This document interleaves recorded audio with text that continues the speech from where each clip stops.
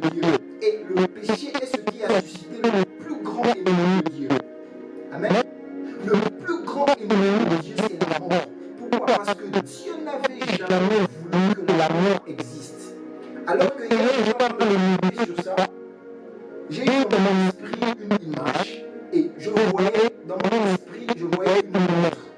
Alors que j'étais en train de chercher à comprendre le sens de la vision, je me suis rendu compte des détails sur ce que l'esprit est en train de me transmettre. J'ai même dessiné le schéma en question.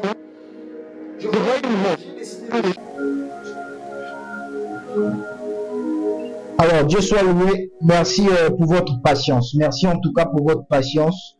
Que Dieu soit béni. Je parlais de la deuxième vérité, la deuxième vérité de notre chapitre 1, les vérités spirituelles que tout disciple de Jésus-Christ doit comprendre. Vérité numéro 2. L'homme est pécheur et séparé de Dieu. Oui, croyez-moi, le péché sépare l'homme de Dieu et le péché est ce qui a suscité le plus grand ennemi de Dieu. Et le plus grand ennemi de Dieu, c'est la mort.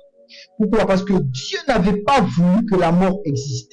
Lorsque Dieu a créé l'homme, lorsque Dieu a fait l'homme, il ne voulait pas que l'homme meure. Pourquoi? Parce que c'était une continuité de sa personne. Dieu est éternel. Alors, s'il est éternel, pourquoi voudrait-il que l'homme qui a créé meure?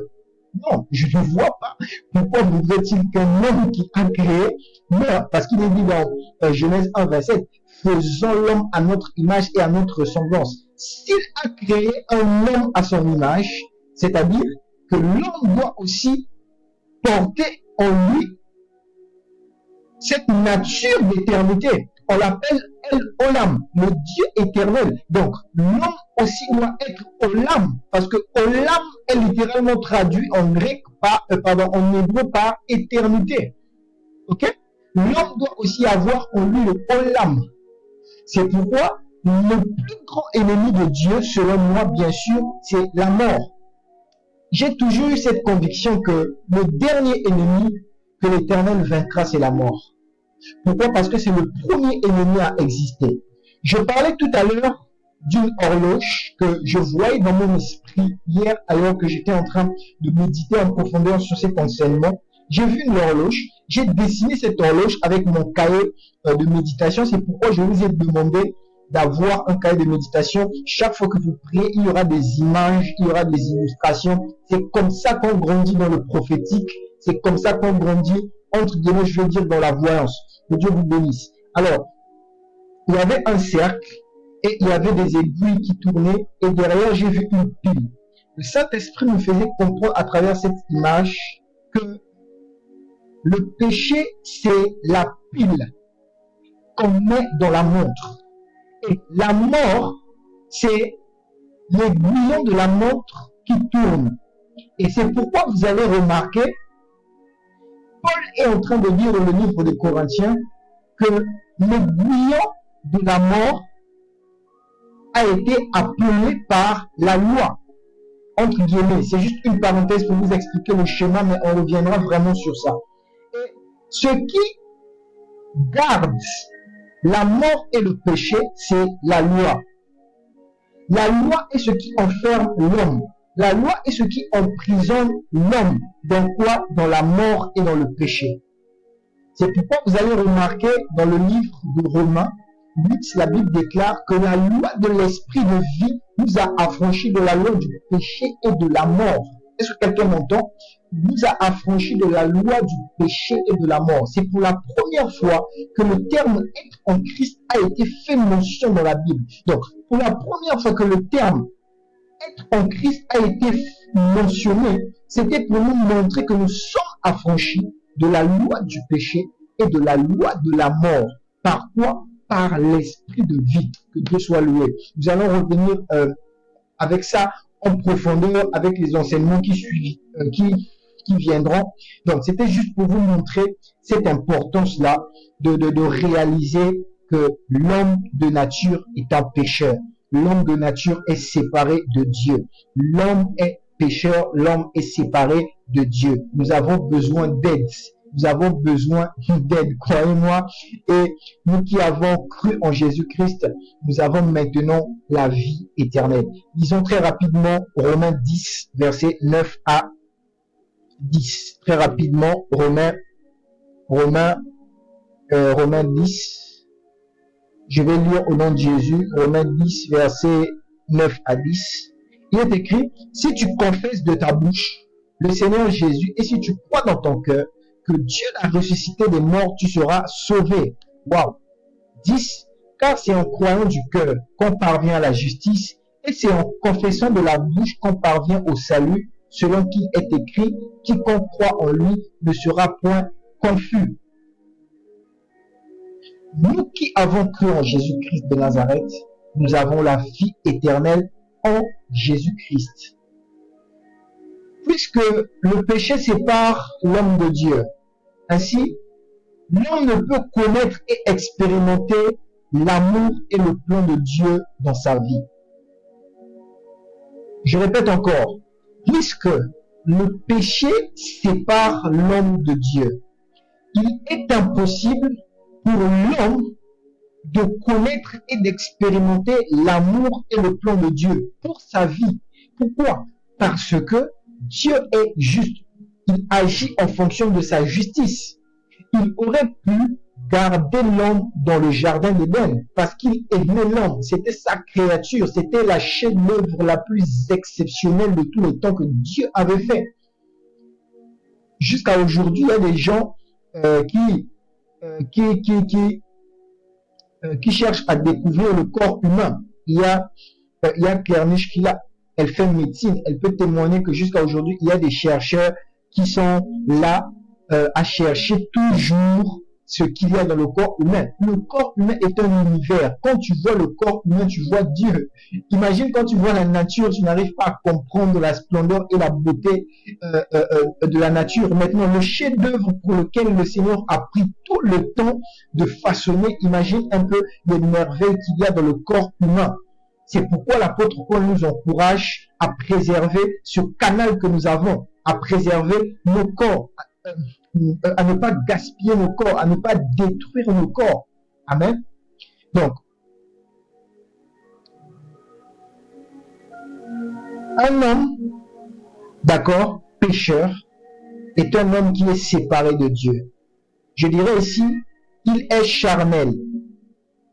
Un homme pécheur est un homme charnel, c'est-à-dire un homme hors de la connaissance de Dieu. Tu ne peux pas avoir la connaissance de Dieu en étant un homme pécheur et un homme séparé de Dieu. Je vais prendre un exemple très simple pour qu'on comprenne ce que je dis. Comment je peux connaître Marie-Thérèse ou Imelda si je ne suis pas à proximité d'eux? Il y a une incohérence qui est là. Or, il y a un adage qui dit, c'est pas dans la Bible bien sûr, que la proximité renforce la connaissance de soi. Tu te connais toi-même d'abord et tu vois les qualités de la personne qui est à côté de toi. C'est pourquoi plus tu es à proximité d'une personne, tu apprends à connaître les défauts de la personne, tu apprends à connaître les qualités de la personne, tu apprends à devenir même de plus en plus comme cette personne. C'est pourquoi Dieu avait peur que l'homme pécheur s'approche de lui. Pourquoi? Sinon, l'homme pécheur aura les qualités de Dieu. Or, c'est incohérent parce que Dieu est saint, Dieu est juste et l'homme pécheur qui est séparé de Dieu n'a pas le droit de s'approcher de lui avec son péché. Est-ce que quelqu'un m'entend? Oh Jésus. Dieu a créé l'homme pour vivre en relation intime avec lui. Mais l'homme a choisi de suivre son propre chemin. Et cette relation intime avec Dieu a été rompue. C'est ce que la Bible appelle le péché. Le péché a cassé la relation entre l'homme et Dieu au commencement. Dans le livre de Romains 3, verset 23, nous avons lu que l'homme est pécheur. Oui, bien-aimé, Le péché se manifeste quand l'homme se rebelle contre Dieu. Lorsque tu ne fais pas la volonté de Dieu, tu pêches. Lorsque tu ne suis pas les commandements de Dieu, tu pêches. Quand il ne se soucie pas de Dieu, tu pêches. Quand un homme ne se soucie pas de Dieu, il pêche. Quand un homme n'atteint pas le standard parfait de Dieu qu'il a établi, il pêche, c'est-à-dire être à son image. Être à l'image de Dieu est un standard. J'aimerais dire à quelqu'un, de la même manière qu'on a l'habitude de dire, moi mon standard c'est rouler dans de belles voitures, moi mon standard c'est avoir de belles maisons, moi mon standard c'est avoir de bonnes relations, moi mon standard c'est manger ceci, moi mon standard c'est avoir cela. Le standard parfait de Dieu c'est être à son image. Et un homme pécheur ne peut pas avoir le standard parfait de Dieu. Pourquoi? Parce qu'un homme pécheur n'a pas l'image de Dieu en lui. Pourquoi? Parce que Dieu est le péché. L'homme est séparé de Dieu. Nous avons lu ça dans le livre de Romains 6, verset 23, que l'homme est séparé de Dieu. Bien aimé, écoutez-moi. Il est spirituellement d'abord séparé de Dieu. Est-ce que quelqu'un m'entend? Il est spirituellement séparé de Dieu au préalable. L'homme pécheur, il est au préalable séparé de Dieu. Pourquoi il est au préalable séparé de Dieu? Parce que nous l'avons dit précédemment, Dieu est le péché. Dieu n'aime pas le péché. Alors, qu'est-ce qui se passe? Le péché te sépare automatiquement de Dieu. Mais Dieu, il est spirituel. Parce que Dieu est spirituel, tu dois d'abord spirituellement te séparer de son être et après, physiquement, tu vas commencer à ressentir les effets de cette séparation. C'est pourquoi tu vas remarquer qu'il y a parfois des affaires qui ne marchent plus, il y a parfois des choses qui n'avancent plus, il y a parfois ceci qui déconne. Pourquoi? Parce que spirituellement, tu n'as plus une alliance. Oh, Karabashandala, que le Seigneur te restaure ce soir. Que le Seigneur te restaure ce soir. Je parle à quelqu'un, que le Seigneur te restaure ce soir. Que le Seigneur te restaure ce soir. L'homme est séparé spirituellement de Dieu. Il n'entend plus, il ne voit plus ce que Dieu fait dans sa vie. L'homme devient inconscient des bienfaits de Dieu dans sa vie. Écoutez-moi, ce n'est pas pour rien que l'apôtre Paul, Saint Paul, est en train de dire « Rendez continuellement grâce à Dieu ». Pourquoi? Parce qu'une personne qui est pécheur ne peut pas rendre grâce à Dieu continuellement. Pourquoi? Parce qu'il va s'efforcer de faire des choses et qu'est-ce qu'il va faire? Il va rendre grâce à ses efforts qu'il fournit quotidiennement. Mais nous qui avons cru au Seigneur, c'est vrai que nous travaillons, mais nous travaillons dans le repos. Nous travaillons en rendant continuellement des actions de grâce à Dieu. Pourquoi? Parce que nous sommes conscients que la force qu'on a, c'est parce que le Seigneur nous a renouvelé le souffle de vie. La force qu'on a, c'est parce que le Seigneur nous a donné sa paix. La force qu'on a, c'est parce que le Seigneur nous a fait énormément du bien. Nous rendons continuellement grâce à Dieu parce que spirituellement au préalable, nous sommes connectés à Dieu. Amen.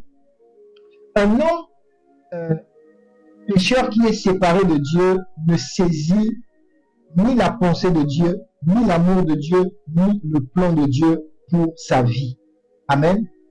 La mort spirituelle, quand je parle ici de la mort spirituelle, je fais allusion de ce qu'on appelle couramment la séparation d'avec Dieu. Oh, que Dieu soit loué. Oui, bien-aimés, nous sommes en train de chuter. L'homme pécheur est celui-là qui est séparé de Dieu. Alors, je vais terminer avec les caractéristiques d'un homme pécheur. Quelles sont les différentes caractéristiques d'un homme pécheur? Lorsqu'on dit que cette personne est pécheur, qu'est-ce qui lui caractérise? Qu'est-ce qui lui caractérise? J'aimerais simplement que tu dises avec moi l'homme pécheur. Amen. Dis avec moi l'homme pécheur si tu me suis.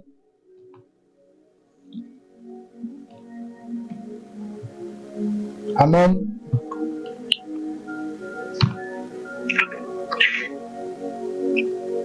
Ok. Dieu soit loué. Donc vous êtes là.